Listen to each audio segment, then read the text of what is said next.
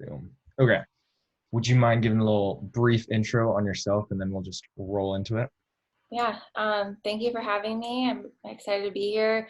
My name is Kayla Epperson. I am a physical therapist, and I own the Athlete Connection, which is a practice that I just opened up this summer in June. And I primarily work with youth and high school athletes, and specifically overhead athletes. And I'm the head PT for a large travel baseball team in our area. So I see a lot of baseball players.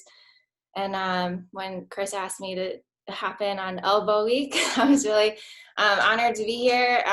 But also, I see a lot of elbow, but I don't think by any means I'm an expert. I called a mentor, a former professor of mine this week, to help me with a case. I also talked to a sports resident that graduated 3 years after me about an elbow case, and then also consulted with a third-year DPT student who's had a lot of baseball clinical rotation. So I definitely still learning and growing, and I'm excited to kind of dig in and have discussion with you all too. Perfect. So you sent me like 6 papers last weekend and I pulled out the prevention one, the cicada paper, and then you admittedly were like, I haven't read this paper, but I feel like it'd be like interesting, and it was the video game one. And I think that one we may be able to easily rip apart because I wasn't a fan of it, just like the way it was set up, and I kind of like knowingly chose that paper because of that. But I think we agreed we can start with the cicada efficacy of a prevention program paper, and you just kind of you guide the show. All right. So yeah, I think one of the reasons why I picked this paper, I think, did a pretty good job of setting it up. But I also just liked how comprehensive the program was, and a lot of the ideas are things clinically that I'll apply with the players that I work with at this youth level that they specifically had in the study, but then also amongst high school players. And I'm open to this discussion. I'm happy if anyone else wants to kind of jump in, and I can just be kind of, we can bounce ideas back and forth about the study specifically, and then the clinical application. I will say one of the biggest takeaways I found was they had good results in the intervention group, but some of you might have been surprised to see like that rotator cuff and some specific scapular strength didn't necessarily improve. And I think one of the things that I work on a lot with the athletes I treat is the exercises that they had specifically for rotator cuff were just significantly underloaded, I believe, and that's probably why we didn't see a difference or change in those. And the things like the lower trap strength, like usually that is significantly weak. Most kids aren't doing anything to strengthen that area, so I think that's why we might have seen significant change there as opposed to the rotator cuff. And most commonly I'm not, most kids are just underloading their cuff, and I think that's probably one of the biggest takeaways from the study of why that necessarily didn't really change from the strengthening interventions. But I'll open it up to you guys. I love open discussion a lot more, so whoever wants to hop in, like what were your biggest takeaways or questions or anything, we can kind of go from there. I was impressed that they did this many measurements on this many people at so many time points. Yes. Yeah, Travis, I was shocked that it was that many as well. Do you feel like that was helped at all with it? Like, did that provide value to the paper? Yeah, well, the analysis they did was interesting, right? Because they not only did they compare these groups, but then they looked to see which things had actually changed in the intervention group, like Kayla talked about. And then they tried to tease out, okay, so which of these things actually had an effect on the injury prevention? But I think maybe the most important thing that they didn't really make clear was like, okay, they found these statistically significant results for change in total rotation of the non-dominant shoulder, hip IR, and thoracic kyphosis, but if you look at the odds ratios, they're really small. So I felt like they might have overemphasized the clinical relevance of that, given they had 300 people. So if you look at the confidence intervals on those odds ratios, it's like they're just very small effects. So yeah, it was statistically significant, but I don't put too much stock in. It's a really interesting analysis in the way that they did it, but I'm not like floored thinking like, okay, I really need to change thoracic kyphosis now because there was an odds ratio for a 1.0 of 1.05 with that. Yeah, if you dive into the tables, a lot of the changes like hip IR, total rotation of shoulder, there's only like 5-degree change.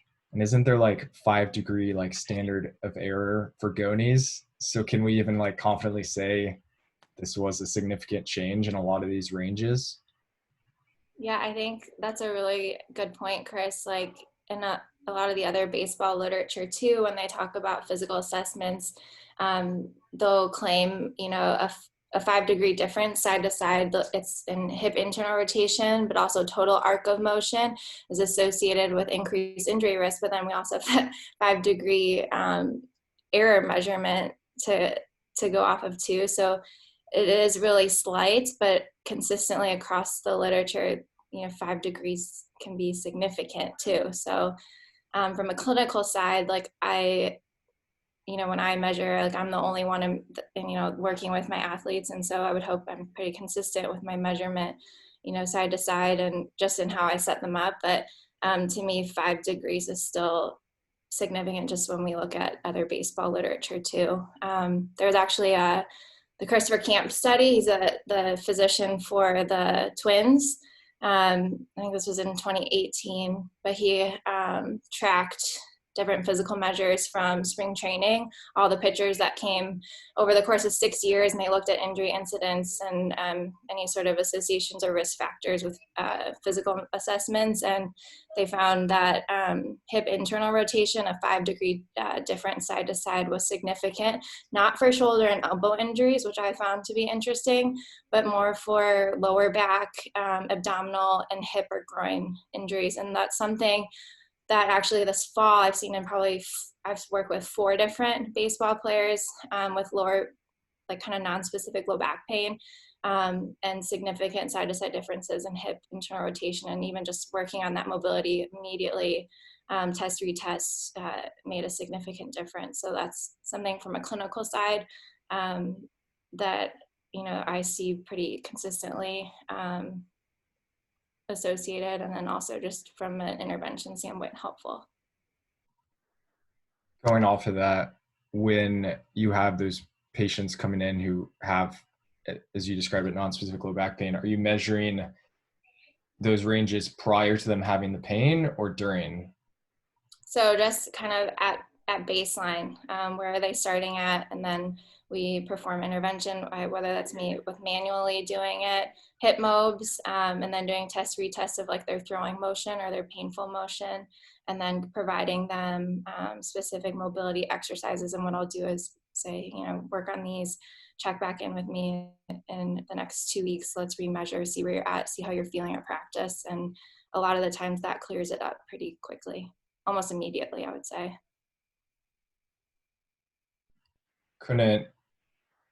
So are you saying that it's what is helping that low back pain?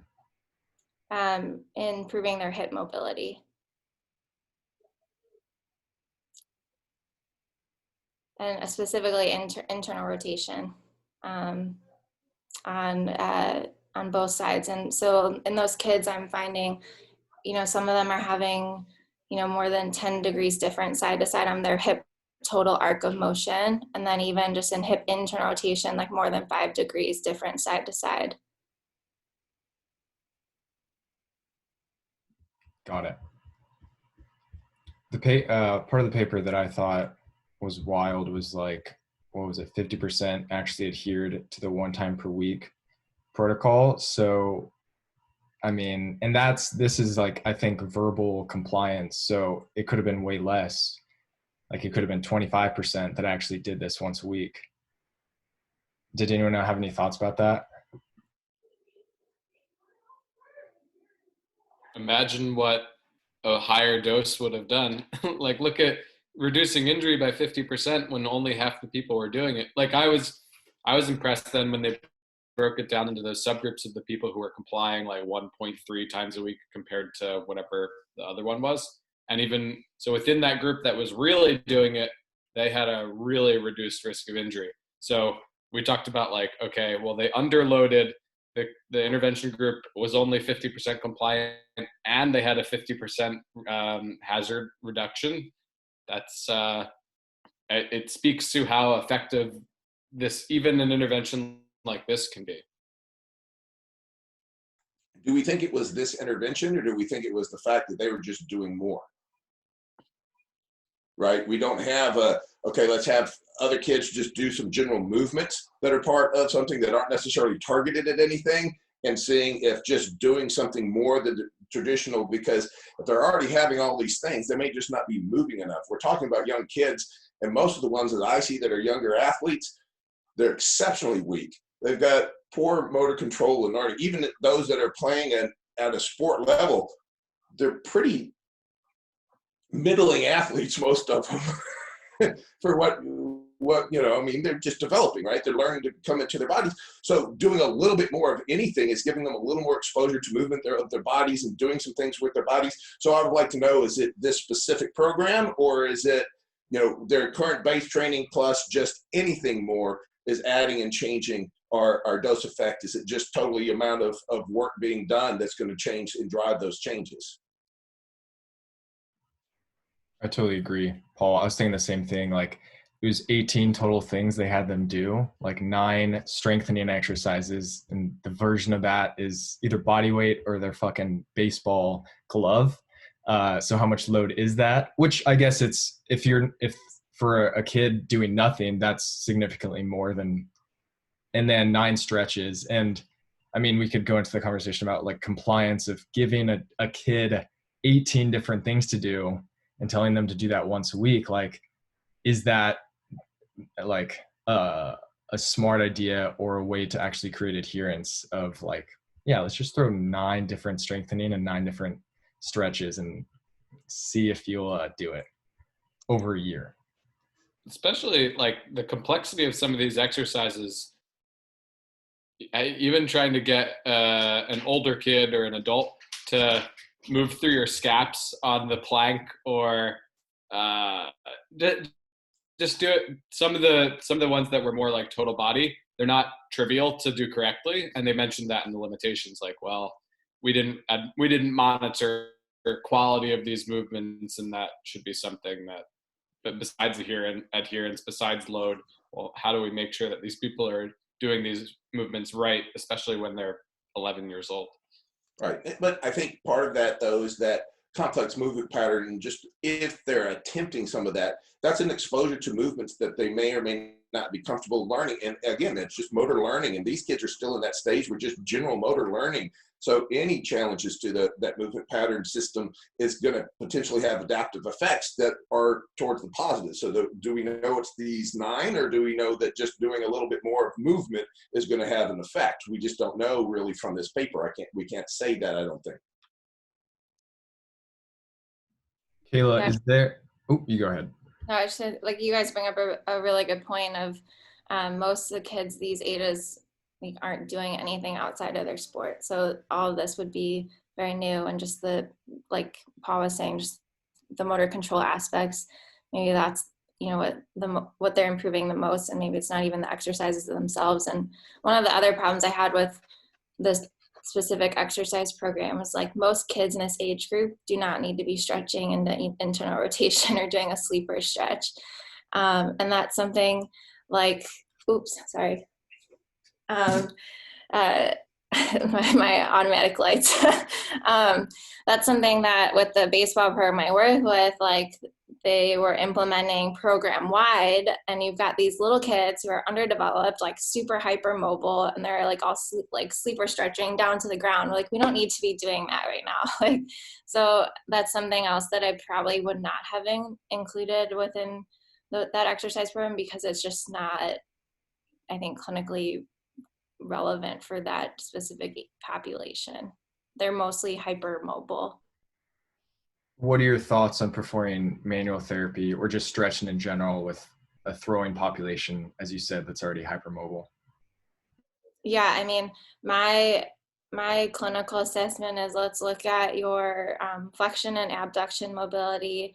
Let's look at your shoulder total arc of motion, and if there's significant side-to-side difference in total arc, like, I don't care if you have GERD, everyone has GERD, but is it pathologic, or is it like is it like adaptive as part of playing your sport? And then that decides whether or not we intervene with soft tissue or stretching. And in most cases in this age group and even high school, it's not joint mobilization, it's address the soft tissue restrictions first.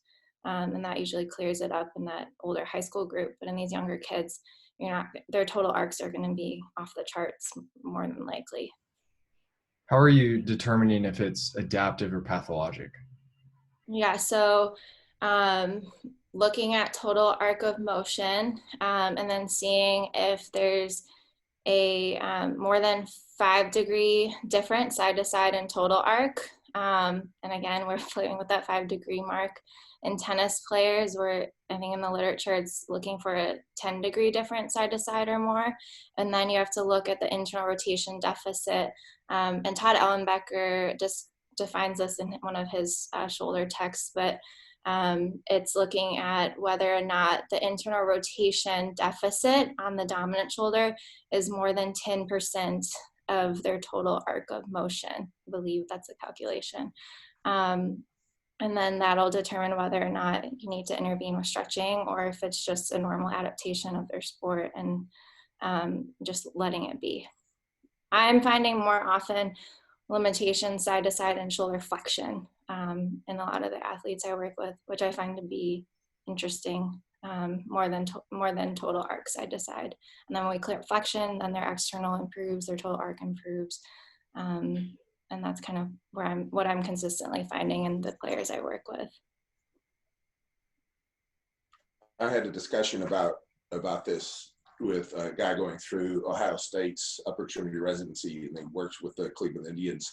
And he says they don't release the research that they're doing. They do a lot of research because they believe it gives them an advantage. And they actually have a generalized sweet spot of humeral torsion or of GERD that they're looking for their pitchers. Too much, and they think that they have identified that there's an injury risk, but too little, they think there's an injury risk. And so they're actually looking for a sweet spot within for their athletes, for their pitchers, which, they're not releasing it. So we really can't look at the data because they believe it's a competitive edge type of a thing. But he says he finds it very interesting, the amount of research going on in that professional organization, the Cleveland Indians, and I'm sure all of them do, that's not getting published or not getting looked at because they're using it for competitive advantage. But they think they have a sweet spot for what they're looking for, what's adaptive or ideal within their population, which I find interesting.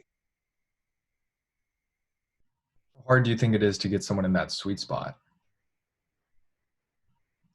I think it's much more just where they're coming in. I really do. I think they may be making their selections on when they're doing an analysis of a new player coming in, they're looking and seeing and going, okay, well, this guy may have a little more than what we're looking for. And if we have somebody in our sweet spot and they're roughly the same athlete, I'm going to go with the guy in my sweet spot because I think I can get a longer career out of him than somebody else. So I think that's the way they're approaching it, not necessarily trying to fine tune somebody back into it that's already coming in. They just know what their risk exposure may be if they're falling outside of that window. And so they try to reduce that risk. That's crazy to me that they can make, like, at what point are we measuring too many different things, and were athletes just good athletes before we assess them? Well, but I mean, that's just data science, right? I mean, we try to move to where we're looking at data, but we start looking at so much and we really don't know what relevance is, right? And that's really kind of where we are in a lot of the sports science side stuff is we can measure damn near anything, but do we know that it's really relevant and to what degree? Because some of the best athletes never had anybody measure shit and didn't know how to train, and they were still great athletes, right? Yeah.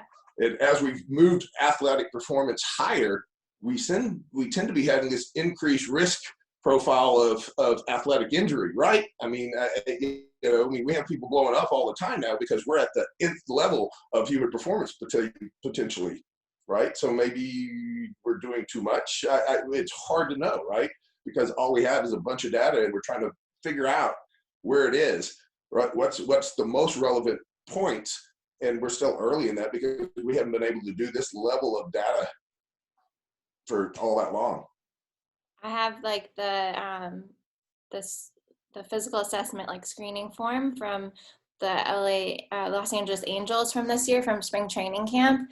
And the number of items on it assessment wise is insane. Like that assessment would take you hours. Like they probably have tons of people on staff, running everyone through like in a big like doing different sections of whatever the tests are. But there's so many tests on it that it's like, what is this actually telling you, and how much of this information is valuable?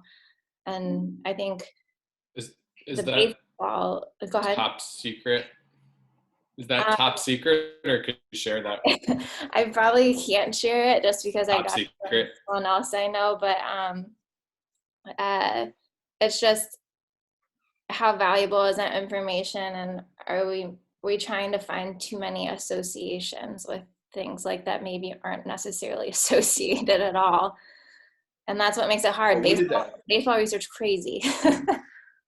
Well, baseball is high numbers. We did the onboarding for the XFL team that was local here. So we did all their physical screens and did all their physician assessments and all that kind of stuff at my organization at the time. And it took, each player was an 8-hour assessment.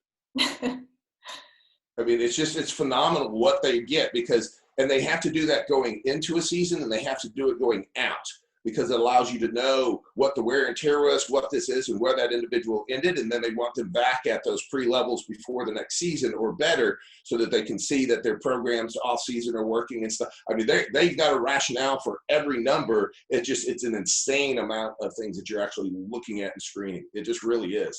It's an nth level at that level. Paul, what kind of stuff was that in the 8 hours? Oh, I mean, we're full, electrocardiogram. We're doing every movement assessment known to man. You're literally looking at various grip strengths. You're looking at whether or not they can, their verts, all these different things. I mean, so take everything that's a combine study, take everything that's anything, all those data points, but also just, the turn your head and cough tests all the way through, right? So it's a full medical screening, and all the way through the physical performance screening. What are their 40s, what are this, what's the verts, and all that stuff. And then we're looking at every joint and measurement and looking at things just so that they have a full assessment of who that person is coming in and then what they are going out. So the manpower to do that on a full team is insane. Yes, they came in shifts, and it took us a day and a half to get through the whole team. And remember, the team, luckily it wasn't NFL, which is 50 some odd players. The XFL had a smaller roster, right? But we had 4 physicians, 4 athletic trainers, and 6 PTs doing all this testing through. And it was a day and a half of nonstop testing. It was just, the amount of work to go into doing that is just phenomenal. And we had to have x-rays on individuals and stuff. I mean, there's everything going through. And then if they failed certain testings, they had to have other studies to work out to get clear. I mean, it's a brutal thing that these athletes go through just to be able to get signed off on that they're ready to play. And do you think it was helpful? Or were you not involved in that aspect? No. I mean, I don't think it, unfortunately the season was killed early, so we didn't get to see what the end result was. And we had a couple players that were injured, and we'll never get to take them through because the XFL basically washes their hands at that point. We're bankrupt, you're done, and they're on their own to do whatever they're going to do. And so they go off wherever they're going to do for follow-up rehab. So all those data points that you maybe rehab them back to, and we can put the off-season program together. And we never got to actually track and see that all the way through, unfortunately, with COVID killing everything. So Kayla, is there, like, for soccer, there's the FIFA 11, which is obviously very, like, well thought of at the moment. Is there any, like, youth baseball or just baseball in general programs that have that level of evidence to support? Or is this kind of like a trial? This is something that could be implemented almost. Do you know? To my knowledge, there is not. I mean, we had in the past the throwers 10, and there are still some physicians that are old school that really go with that. But I think that program is also underloaded using just bands. And so right now we really don't have a program like similar to FIFA 11 plus. And I'm hopefully working with the Emory Tennis Medicine program to put together like a tennis 10 plus that we've been working on. But again, like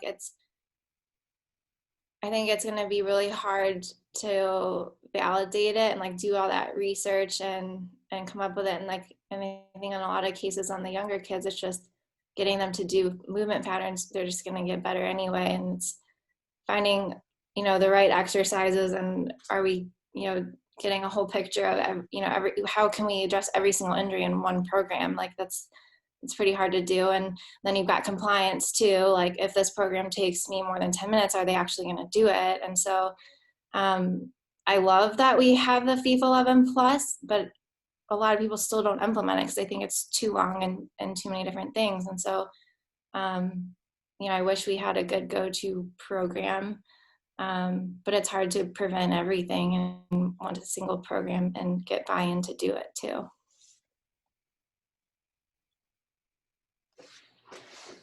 I just put a handball study in the chat from 2016. Not that that's baseball, but there was a big cluster randomized trial. And then there's another one that I have called the FIFA 11 plus shoulder injury prevention program, which is for soccer goalies. So I don't know. I only have one study on it, but maybe there is stuff out there, but obviously it's not as like household name as, and it's not necessarily for baseball. Yeah, a lot of the research that I've seen. Go ahead. I was just gonna say I wasn't aware of the goalie program. I'll definitely look at that. Yeah, a lot of the research that I've seen is on handball for a lot of the overhead athletes and stuff. There's much more of that, and it seems to be Eurocentric as far as there seems to be a lot of research being done there on handball, which I don't think is big here, but it seems to be over there for a lot of the overhead throwing athletes. But it's a different movement profile to a degree. I mean, yes, they're throwing hard, but we're not throwing the same weighted ball. It's a different size. I mean, there's other components of that are a little bit different, but.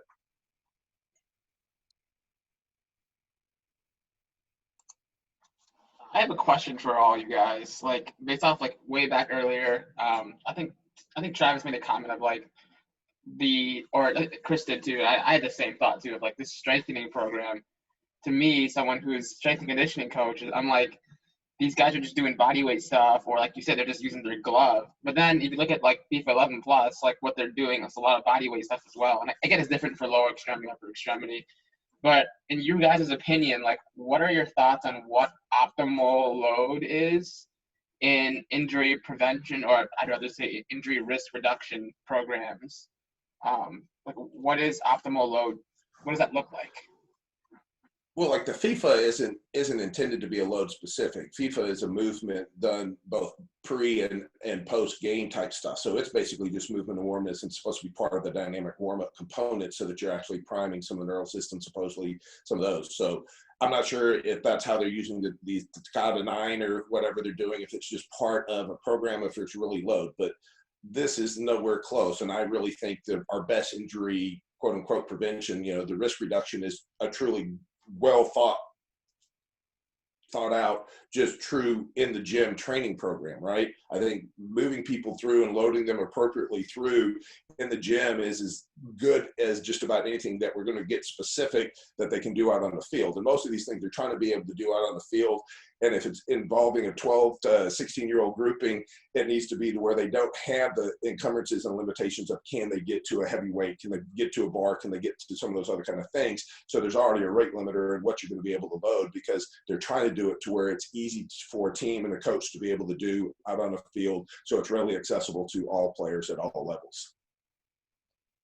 Yeah, exactly what Paul was saying. Like right now with our program, with all the COVID restrictions, gyms not being open, kids not having access, and maybe like families not having equipment, like we've had to get creative of like, what are the most effective exercises that they can do with the least amount of equipment, and then also getting, you know, not too many exercises, because we want them to also be compliant with it as well.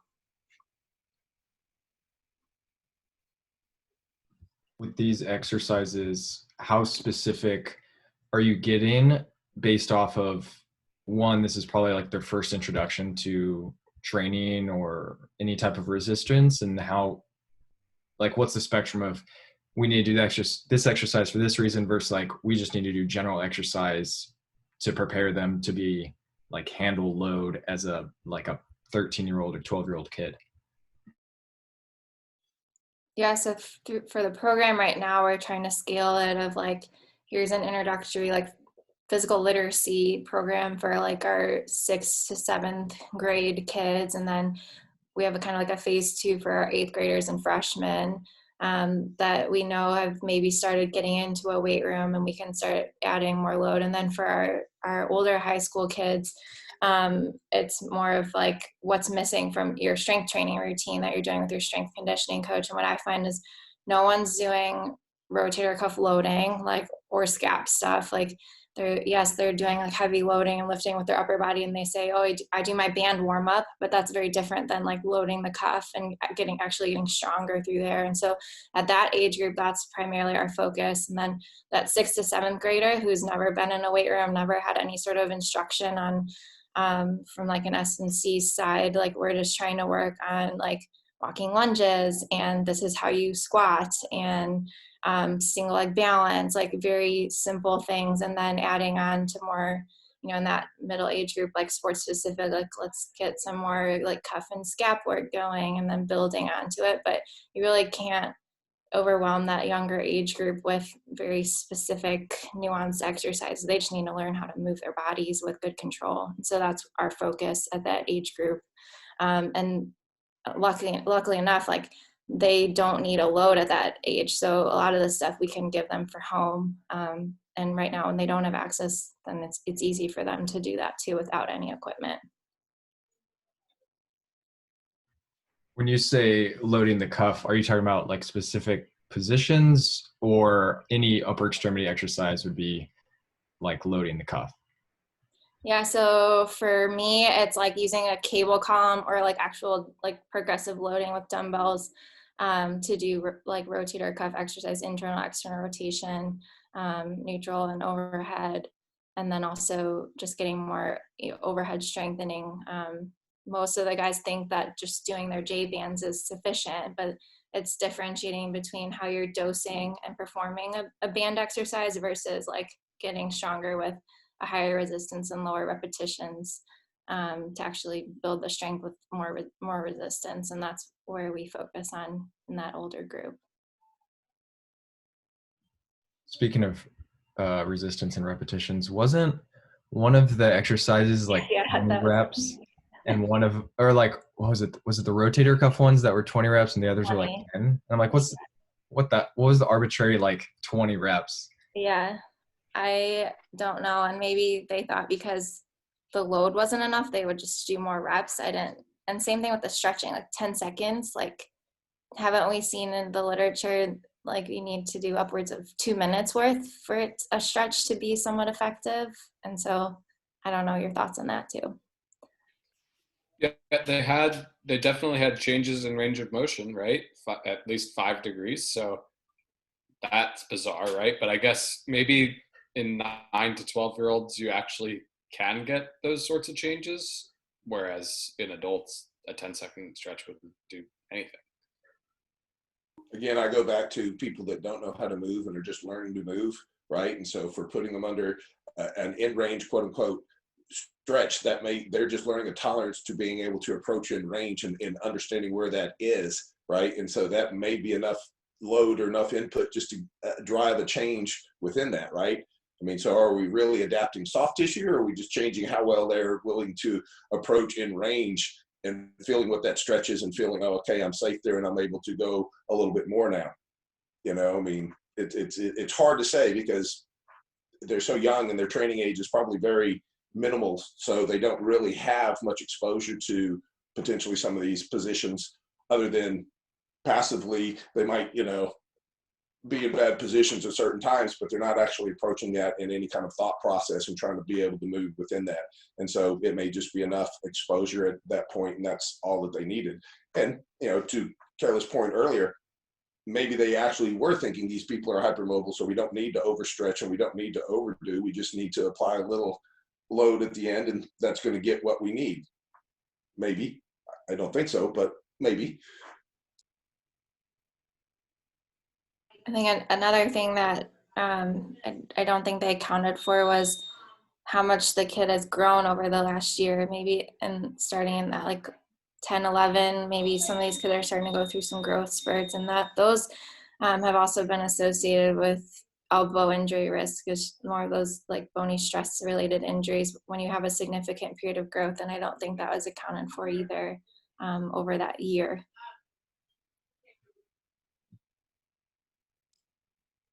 Alec, did you have something? You unmuted like 3 times.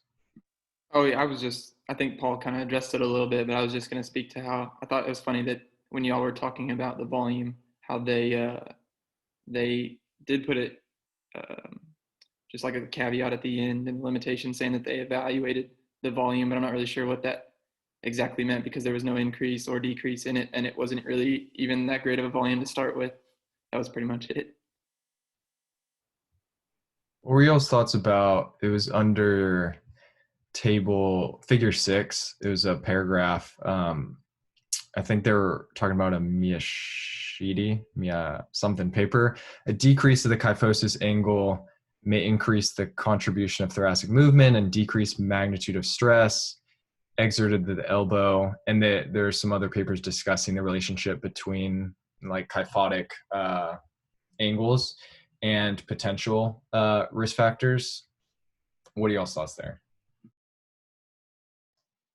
I mean, I looked into some of like the kyphotic literature a little bit, and what I found is that there's a pretty large variance in a lot of these groups, and that it seemed that 30 degrees was almost already a normal like measurement.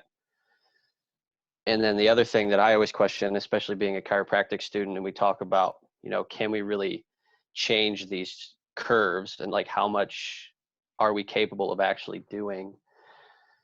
And my thought was, I mean, are we really reducing a kyphotic curve, or are they just quote unquote compensating somewhere else to make it look like they have a reduced kyphosis? And with other things such as like posture and things like that, where we see that, you know, it's not necessarily correlated to having pain or injury. Like, is that just something that we're looking too much into? Are we really making a difference with those things? I mean, kind of like they said earlier with doing any kind of an intervention, are we just applying a stimulus to the system and they're able to move a little bit better at that period of time? But as we progress through training and we see that fatigue kind of kicks in and we start seeing some of this, you know, quote unquote dysfunction. I forget, I think it was Barbell Medicine had made a post about like swimmers, as they tracked how long that they were swimming, they started to see increase in like scapular dysfunction the longer that they swam. But then within a 24-hour period, that dysfunction was right back to like normal kinematics. So I guess my biggest thing is, are we really making that much of an impact on these things? Or is it just we kind of do an intervention in the moment, recheck, and it looks like, oh, there's an improvement. But then as they go through sport, does that improvement maintain, or are we going right back to kind of that loss that we saw initially? And I have no idea. I'm just asking.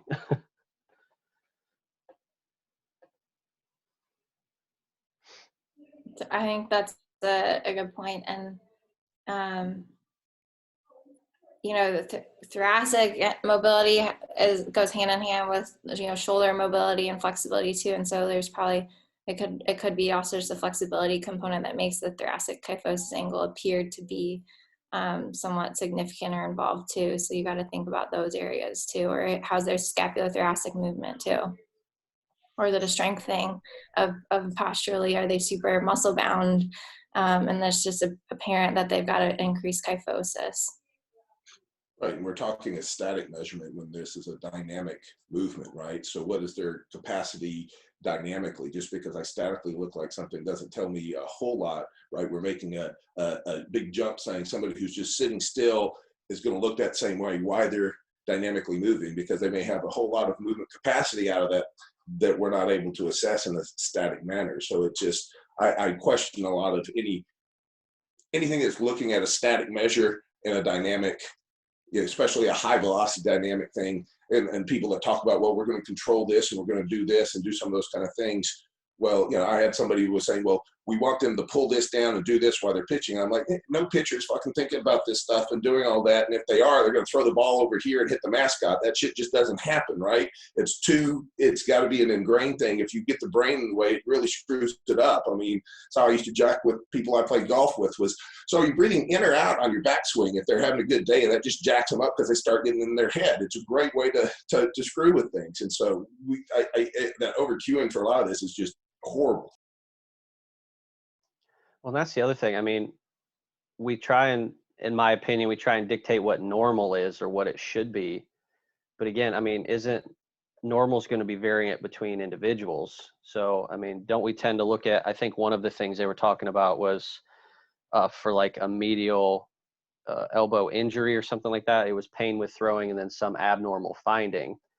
But I mean, is it really an abnormal finding or is it just part of their anatomic development? I mean, can we really be that specific saying, oh, well, you have a little bit of discomfort while you throw and this image tells me that it's an abnormal finding? But I mean, can we really say that it's necessarily abnormal? I mean, again, Yeah. I don't know. Yeah, like the low back pain, you have pain, you go see, you have a disc herniation. It's the disc herniation. And to the point that Paul was talking about, and you as well, Derek, like I don't think they defined a normal like resting posture for a baseball population that's already going to be asymmetrical, and it's probably going to be pretty large the more elite they are based off just pure adaptation, especially if you're a pitcher. So their comment, what I was reading earlier, their last comment was, therefore, improving posture may be a necessary component to prevent medial elbow injuries in youth baseball players, but they don't really discuss like, what does that even mean? How would you go about that? And it's just, it seems like such a reach that's unjustified. Well, that, and I think when I looked up kind of what the gold standard was to measure like thoracic kyphosis, at least it was through x-ray, not with inclinometer. So again, I mean, are we going to x-ray every patient and try and measure thoracic kyphosis and overexpose and get into that whole conversation? Or are we just going to trust that we're able to specifically measure somebody's movement or specifically palpate things where we know that inter and intra-rater reliability in those aren't that great to begin with? So now it's based off of the perception of the person doing it, and maybe even falling into some of their biases towards what they're looking for, what they want to find, things like that.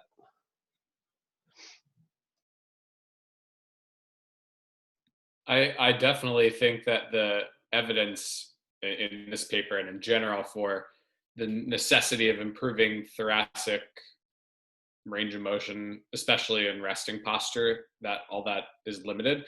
But that also doesn't mean, and like to what Kayla said, that doesn't mean that I wouldn't try, right?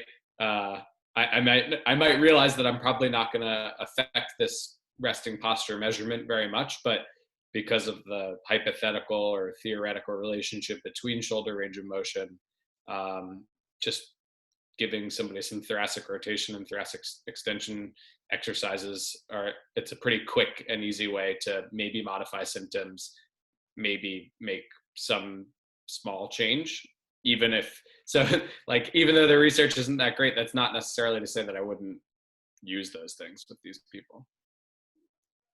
And I think, like, to follow up with that a little bit is, I guess, like the narrative or the context that goes into doing those things. So instead of getting like hung up on a specific number that I'm trying to reach, it's just, you know, we see in literature that if I address these things, there's a potential for a positive change, but I'm not necessarily looking for this specific range of motion or this change on palpation per se, but do you feel better? And do you potentially feel like you move better? And then when I have you do the task, does it look, you know, more so along the lines that I'd like? I mean, I absolutely agree with that. I think a lot of it is we get caught up in more of the narrative surrounding these things where, again, where we put all of these different measurements and all of these different tests to try and avoid, you know, elbow and shoulder pain in a throwing athlete. And it's almost, to me, like we make them fragile in that, you know, we have to measure all of these things, look into all of these different measurements. And if something's just a little bit off, I mean, it's like, well, you're at a huge risk of an elbow injury, especially in pitchers. I got to work with baseball for a little bit during my undergrad as an athletic trainer, and just how fragile like pitchers were perceived. I mean, they'd get done throwing and it was instantly, I have to have 14 ice bags on my shoulder, on my elbow, I'm in a coat, like I'm not moving, and they just staple the arm to their body. And that was it. Like they're done for the day. And everybody else is, you know, ripping balls from the outfield. I mean, doing all kinds of crazy shit.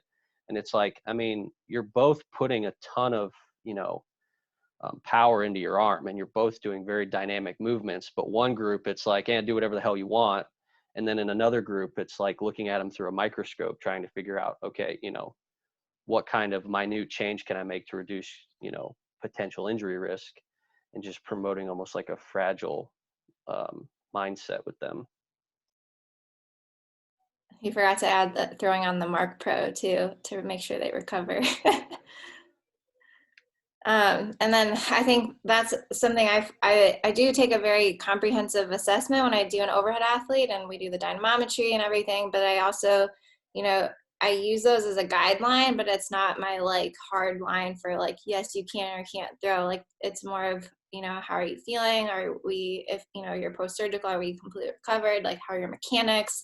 Are our ratios like trending in the right direction? Like, because a lot of these kids have probably been throwing with poor rotator cuff ratios and they don't have an injury. That doesn't mean like I'm going to limit them from going back to their sport if they have some sort of an asymmetry there. Yes, we'll probably work on it, like, but that's the thing when we get into measuring too many different things.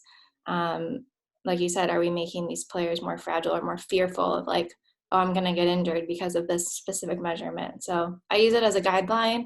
And then you have to use just your clinical decision making, you know, when you're making those return to play decisions too. And then going back to like the thoracic mobility, I'm rehabbing someone right now after an ulnar nerve transposition surgery. And so I'm probably going to take a little bit more stock into doing more thoracic mobility just because he's still having some dural tension. And so that's another consideration too. We've been hitting like shoulder flexion like crazy and it's kind of stuck, and now it's like, okay, where else can we maybe improve some of your overhead mobility? And I think going and doing more thoracic based movement patterns might help him just feel a little bit better too. Earlier you said rotator cuff ratio, is that right? How are you measuring that, or what is that? So in a lot of the baseball literature, measuring rotator cuff strength using handheld dynamometry. And again, there's going to be an error in measurement, and there's standardized test positions, and you try to set it up as best as you can. The gold standard would be using like an actual biodex machine, but I've just got the handheld dynamometer, and I use that for internal and external rotation at neutral, and then also at 90 degrees, and then we compare those ratios side to side, and then also within the same arm. And they found in the literature like a ER to IR strength ratio less than, they say 67% is associated with upper extremity injury risk in overhead athletes. but then we also have to compare that to body weight too, and they have done some studies trying to find normative data of what those numbers are in like a high school, or I think there are some in MLB players too. Are they doing a make or break test when they're doing the dynamometry? So is the athlete producing just the force against the static, or are you trying to push and then try to break through? So which way are you utilizing that? Because those are two different types of measures that you can use with the dynamometry. Yeah, I'm doing the make test. And I've also found I have a ceiling too with some of my older guys because I'm not strong enough to do it. And like, I have a group right now where I'm actually bringing in a colleague, and who, I know, that's not the gold standard to me do the eval and then have them to the retest, but the eval was borderline of me being able to even make the test reliable because I was having a hard time making the test. What do the standardized positions look like? Like where you're testing them in? So believe it or not, the standardized positions are in supine. And then when we do large team screenings, I've also had when we've tested like in neutral here, just sitting, and then also sitting here in this position. But the gold standard is supine. Correct me if I'm wrong. I sometimes see it in prone too, but I think usually it's supine.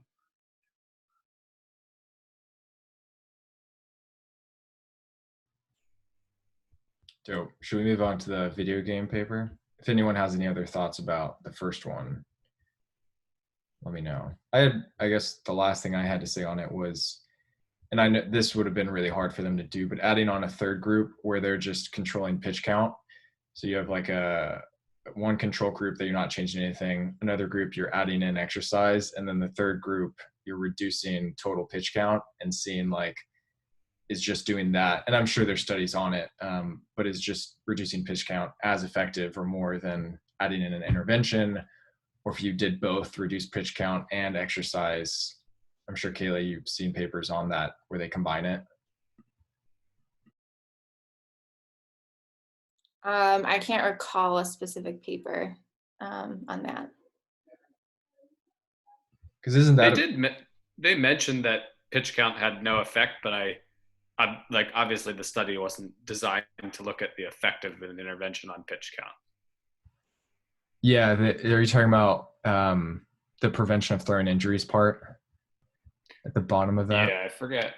There's Although several studies have suggested that limiting the number of pitches is important to reduce the risk of injuries, we've demonstrated that pitch count was not predictive of medial elbow injury after our prevention program.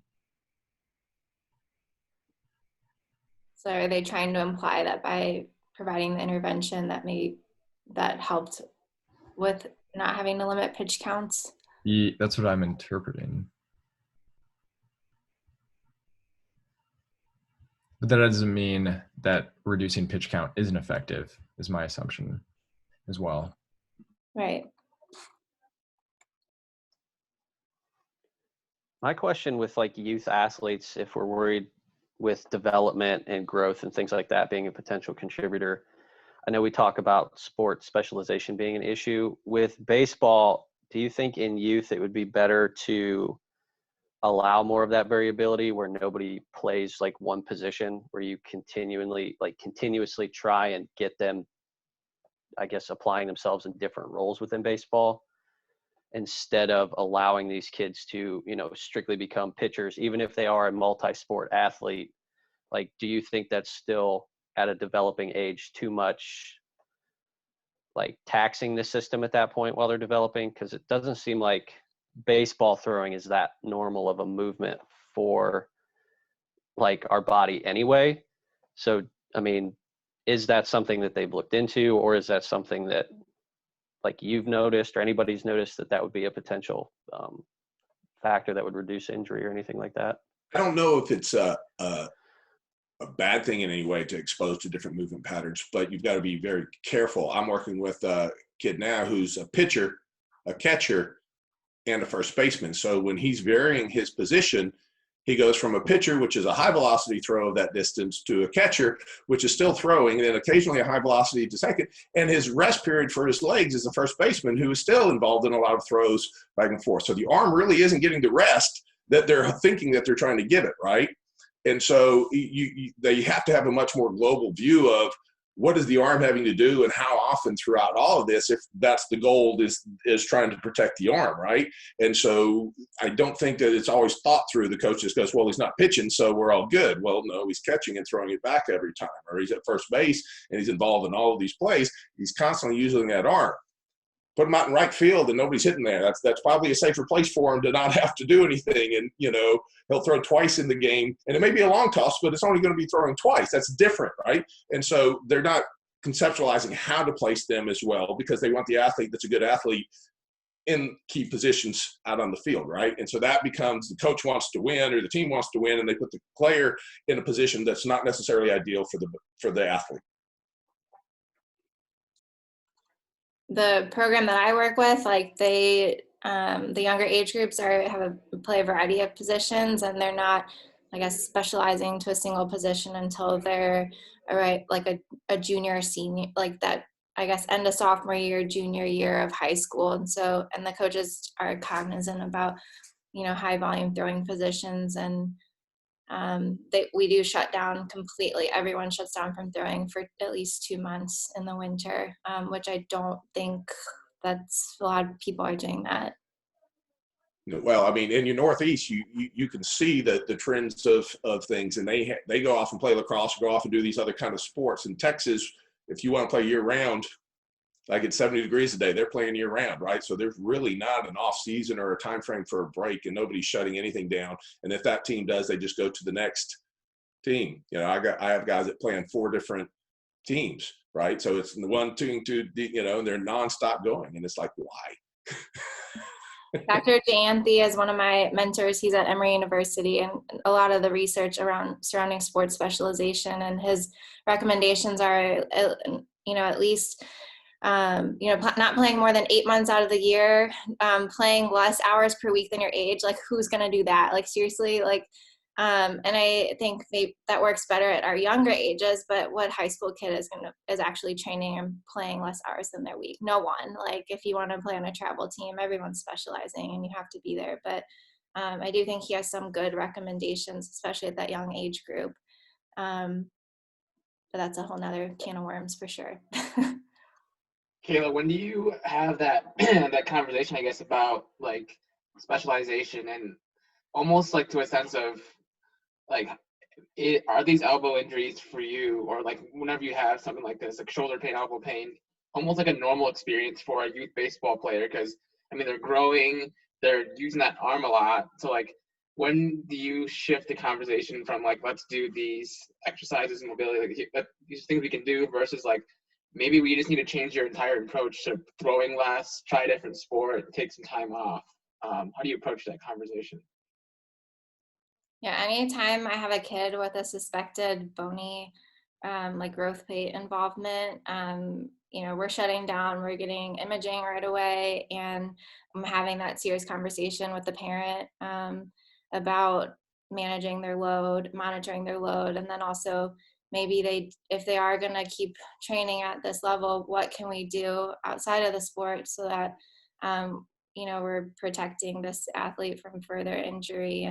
But I'm really fortunate, the program I work with, they are huge supporters of giving kids time to rest. And so I haven't really run into a whole lot of that. And I think it's a lot harder when you have a coach who expects the kid to be playing constantly, and they think, oh, it's just growing pains, and they're not going to pull them out. And so I'm lucky that I have a good relationship with the coaches in this program, because as soon as they identify someone that has any sort of overuse injury, they're shutting them down, and they're completely supportive of modifying their practice. And oftentimes the kids that do have these like overuse or bony stress injuries in the elbow or epiphyseal injuries, like it's because they've come to the program I work with from a different program where they were just overthrown and overused. So that's more of the case I have it with. And then having that conversation with the parent, they can see the value and why maybe this new program they're with like really is valuing the health and the health of the athletes, and wanting to make sure that they're taken care of from like a total body approach, and, you know, looking at the seasons, like being smart about time off, recovery, but then also starting some physical development too.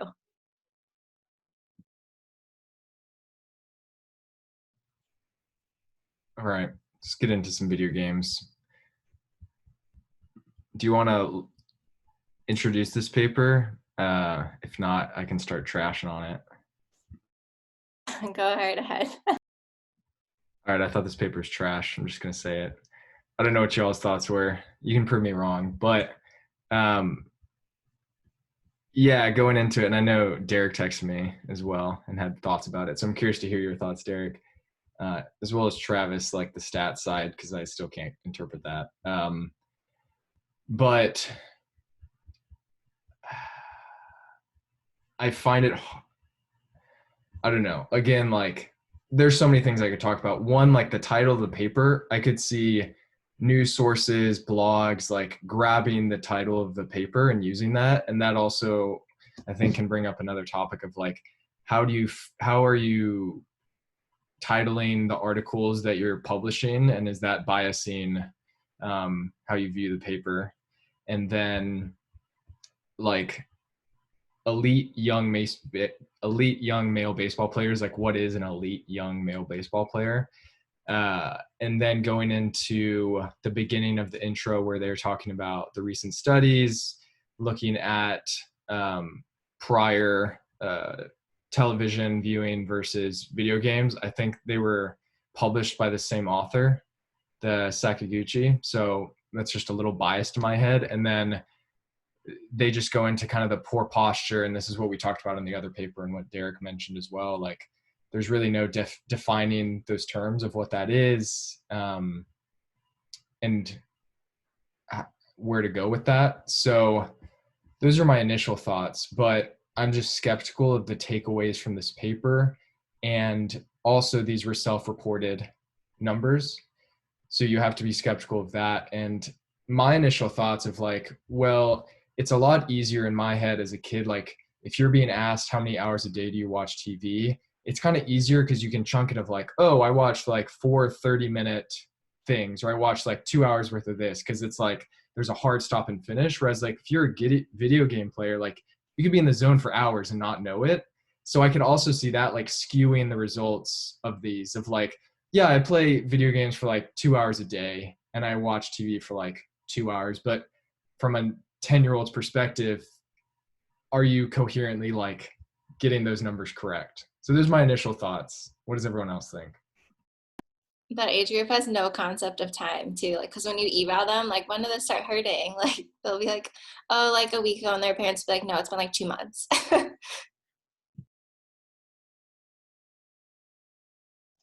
I think the other thing too, I mean, there's so many different aspects to like lifestyle in general. So, I mean, they're looking at just video game time play, but I mean, we're not associating anything else lifestyle wise in regards to why they may be experiencing pain or discomfort. I mean, sleep, any form of sedentary lifestyle, diet, what kind of other exercise are they doing? I mean, we all know that there is an increased issue with kids becoming more sedentary and that it's leading to more health issues with a younger population. So I guess, my biggest thing is, what other lifestyle factors or what other issues could be potentially contributing to them having this shoulder and elbow pain.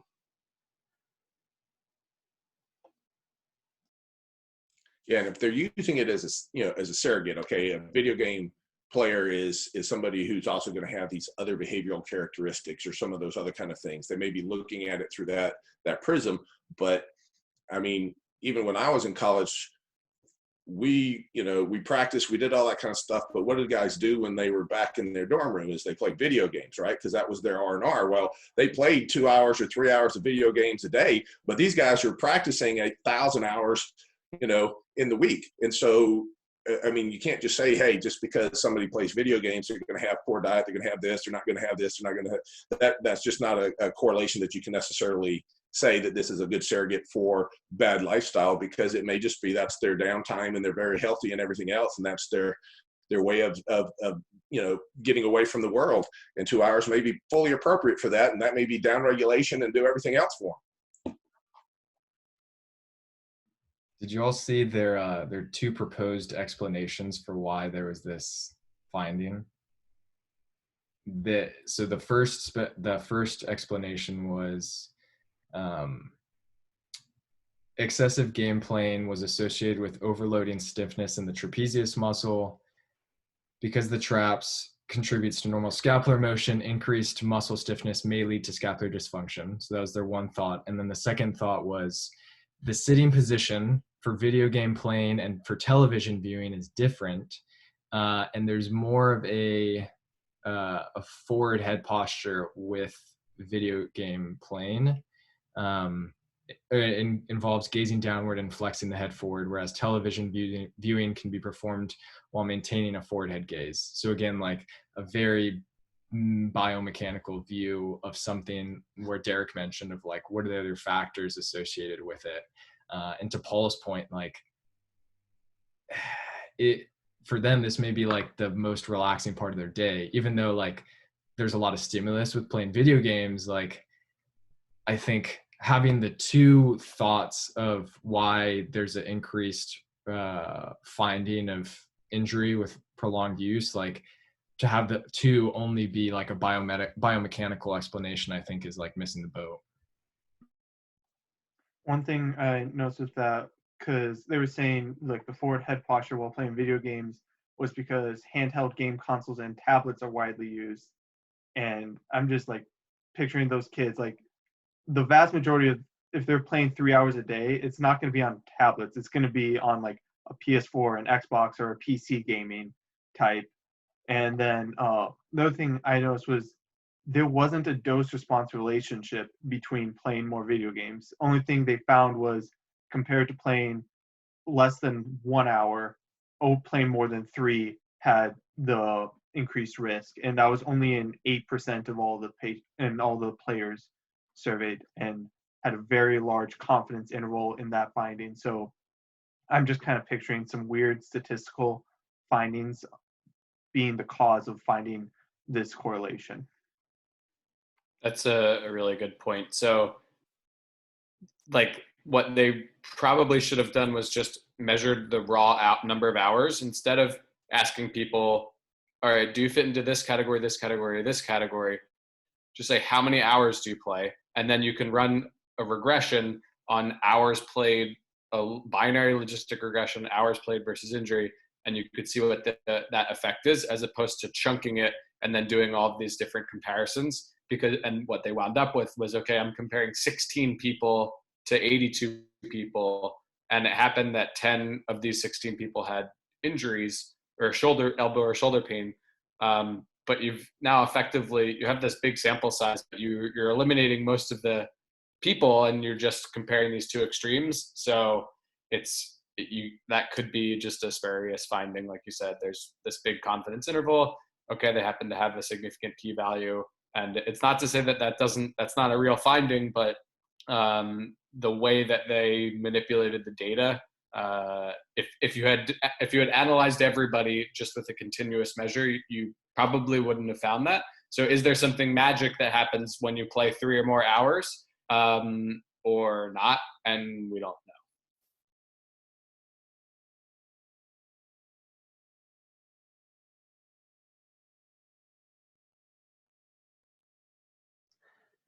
And I think that's, I mean, another thing too is, at least when we talk about like posture and this idea of sedentary lifestyle, I mean, we see a lot with like teachers, especially with COVID, that have this increased screen time and sitting in a specific posture for hours at a time. That, I mean, we know that that is going to potentially contribute to, having some pain or having some discomfort and things like that. It's just more input to the system as far as what can also be associated with these other lifestyle factors. So, I mean, if people have more variability in their day, even if they are playing 3 hours or more a day, but they're getting up and moving and doing other things, I mean, again, it's really hard to just pinpoint that if you play more than 3 hours a day, you're going to have shoulder or elbow pain. I mean, I know if I sit and try and do class for 4 or 5 hours at a time and don't move, I mean, I feel sore, I feel stiff, and, you know, I'm somewhat miserable. But if I get up and try and move and change positions, I mean, that doesn't really happen. So, I mean, I think we see that a lot with any type of screen time or sitting in the same spot for God only knows how long.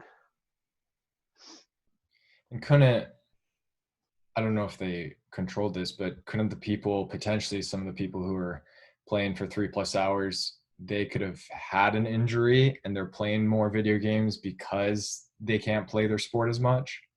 I don't know if they considered that. Yeah, that's another good point. And then also, like, are they doing any other sports in addition to baseball? They didn't ask about sports playing time in general. It's just baseball.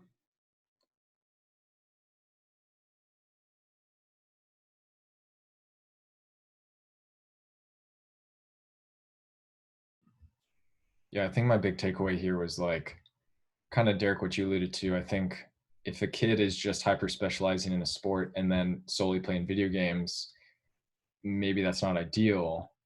So is it, maybe this is a bigger conversation about just like, are they hitting physical activity guidelines and being like normal kids versus like this 3+ hour mark is going to fuck up their like elbow or shoulder later on down the road. Because I don't think we can make that conclusion yet. But the findings could also be applicable to other players too. That's their conclusion. Is that what they said? Yeah, however, we expect that our findings regarding the association of video game playing time with elbow or shoulder pain could be applicable to not only elite young male baseball players, but also to other players. I see an esports 15 coming soon. Isn't that already a thing? Probably. Especially in, what, Nathan? Obviously, wasn't like one of the latest issues of the APTA magazine all about treating the esport athlete? Yes, it was. What do you even do at that point? Let's start measuring everything so we can be the first people to publish normative data. Got to break out the tiny goniometers for all the DIP, PIP measurements.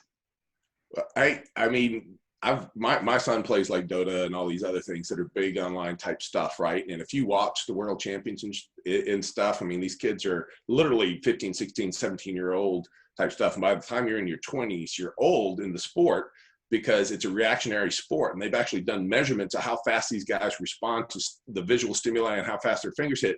And once they hit a certain metric, they're starting to lose their ability to play at an elite level. So there are people measuring shit, again, data science, high level, because there's millions of dollars. I mean, these kids win millions, right? And so it's just amazing what goes on once there's money involved. We're going to measure it and figure a way to manage it and be better at it. That's just what we do. Maybe that's the new trend, because I know a lot of like the basketball players during the bubble, I mean, they were all about their video games. So we're going to promote less sport specialization by being a video gamer now. That's the new trend. If you want to go that way, you could even get into early video game specialization.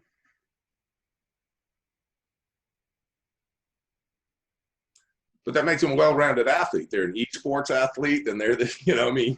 I wonder if there's a higher. So, go ahead. Is this something that you ask your patients who are kids? How many hours a day are you spending playing video games and watching TV or not? Only if it's like a matter of like sports performance, or maybe I'm wondering how their sleep habits are. And then that comes into it. Like, are you sampling because you're playing, are you gaming? Like, so then it comes more into like sleep hygiene type education and question. Yeah, my screening for screen time is purely based off of sleep, because most of them are doing it. They have a game system in their room or something, and then are you staying up late, and is that interfering with our sleep that we're looking for recovery? Not necessarily how many hours. You know, it's not like now I'm going to go, well, you've got a 3-hour limit and you got to, you know, I've already, don't interrupt your sleep if you're doing it. Otherwise, I could care less, but you know. But it is not that different from sitting, right? I mean, you're sitting and playing in whatever position, and maybe like we talk about movement or positional variability, whatever pain somebody comes in, they sit, they think it's because they sit all the time. Maybe it has something to do with it, maybe it doesn't. But and an intervention might be, well, okay, have you tried, can you shift your position every so often or whatever? And so these are kids, maybe it really it doesn't affect them that much, but it could be something that they're, and not to make the posture the devil, but if they're doing this for 3 hours at a time, maybe you say, well, you can play for 3 hours as long as it's not impacting you, but try to get up every hour, or try to change the way that you're doing it, because we know those prolonged postures, no posture's bad, but prolonged postures can be My N of 2 with my kids, if you watch them, they're on their stomach, they're sitting Indian style, they'll be on the chair, they'll be fine. They're all over the damn place. So I'm assuming most people so they are already doing that. Which, right, it's just actually, it starts to hurt. Yeah. So maybe that's true. Maybe kids are fine tuned to that, and that's not even the problem. I would say the e-sport athlete that has to be on a keyboard and stuff has more of those limitations than somebody who has a controller, because I can sit upside down and play on my controller. I can't do that on like a keyboard based game. So I would think those people might have that intervention of, you need to get up and move or do something else, whatever it be, but not necessarily those with a controller, because mine flip and flop all over the damn place when they play. So yeah, good point. All right. Kayla, do you have any final thoughts? Or maybe we could dive in a little bit of, like, obviously we talked about these 2 papers, but you're like, what are the big things that you are looking at? Because we kind of talked about the things that may be kind of spurious findings. Like, when you have a youth baseball player or just a throwing athlete, like, what are the big things that you're really looking at as, like, either red flags or things you want to track over time, so that we kind of have, like, some takeaways? Because I'm very, like, not aware of the baseball literature. Yeah, so in my kids, any kid that comes to me that's in that like 11 to 14-year-old age group with pain, I always want to screen for like any sort of bony tenderness or growth plate involvement. And like if they've had a recent growth spurt, I'm asking those questions too.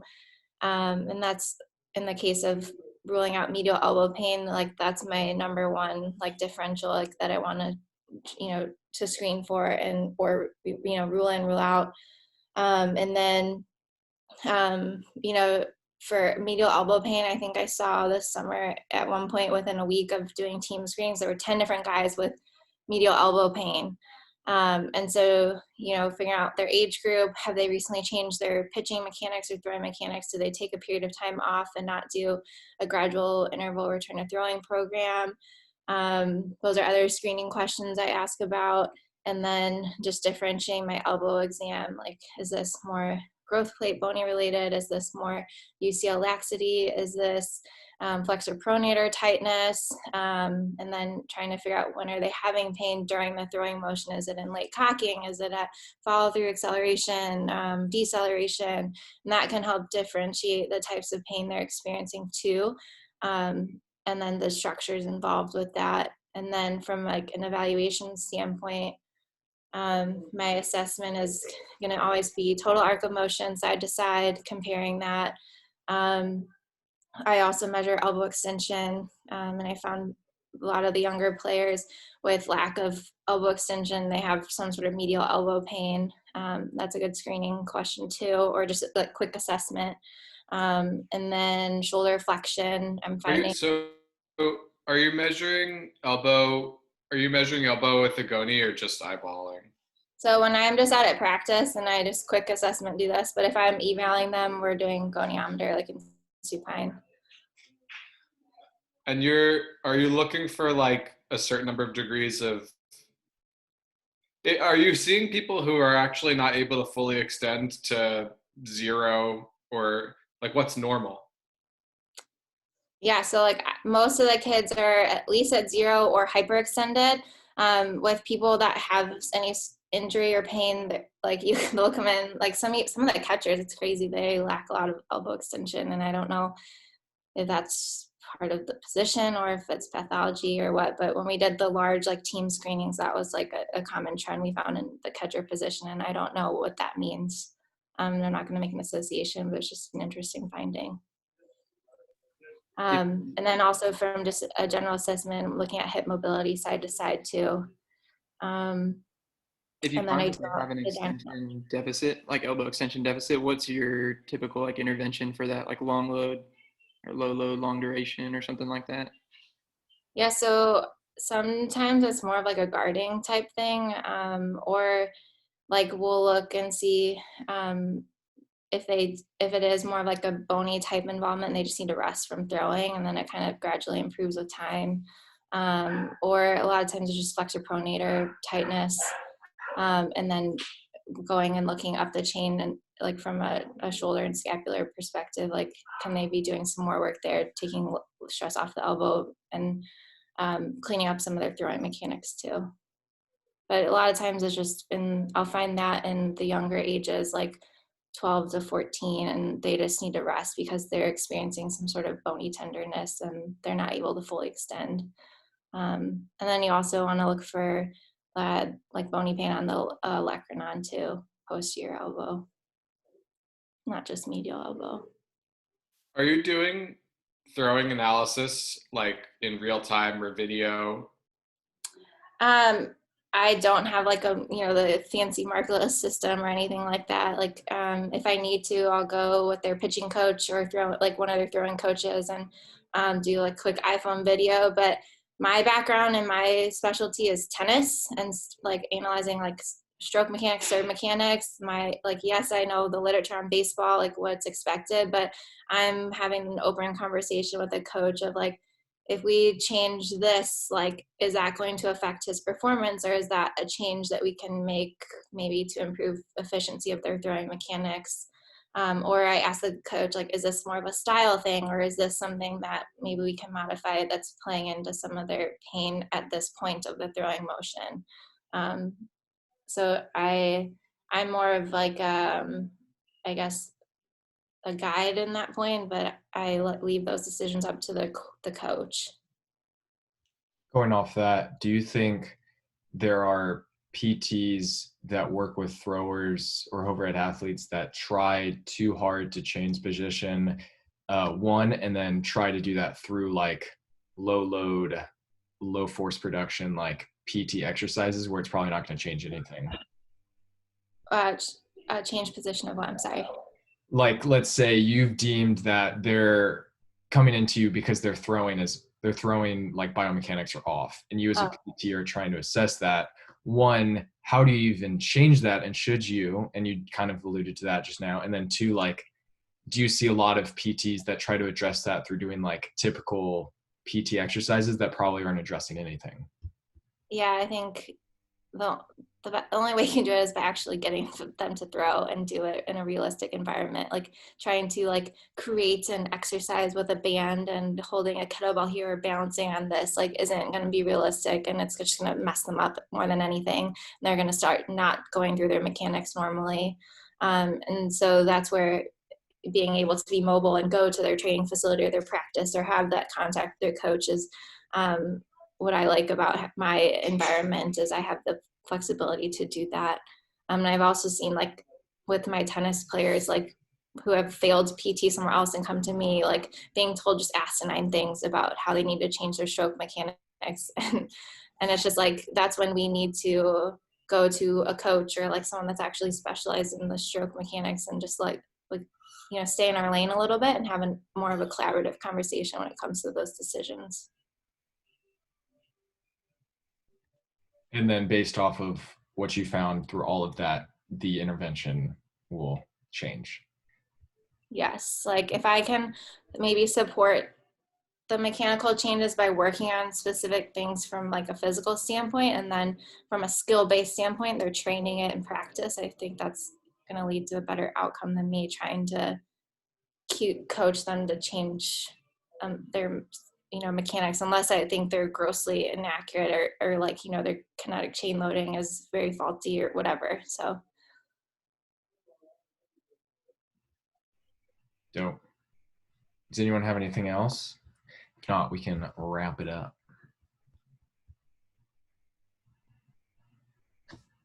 Sweet. Solid. Kayla, thank you so much for leading this. Thanks I for think about letting the me. elbow, so this is great.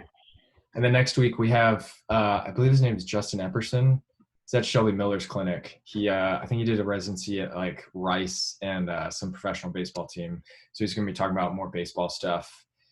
And then we'll go from there after Christmas. I'm thinking of doing like, instead of monthly talks, making it like whoever I think is interesting, I'm just going to bring them on, because trying to do a month of like 4 different presenters has been chaotic for me, to say the least. So I'm just being like, all right, this week I'm going to reach out to this person. So it might be like more of a hodgepodge each week, but I think that will, 1, be more interesting, and then 2, just be a little bit easier. So dope. All right. Well, thank you all for joining the party. Hopefully I'll see you next week, but enjoy the rest of your Saturday and Sunday. All right. Bye.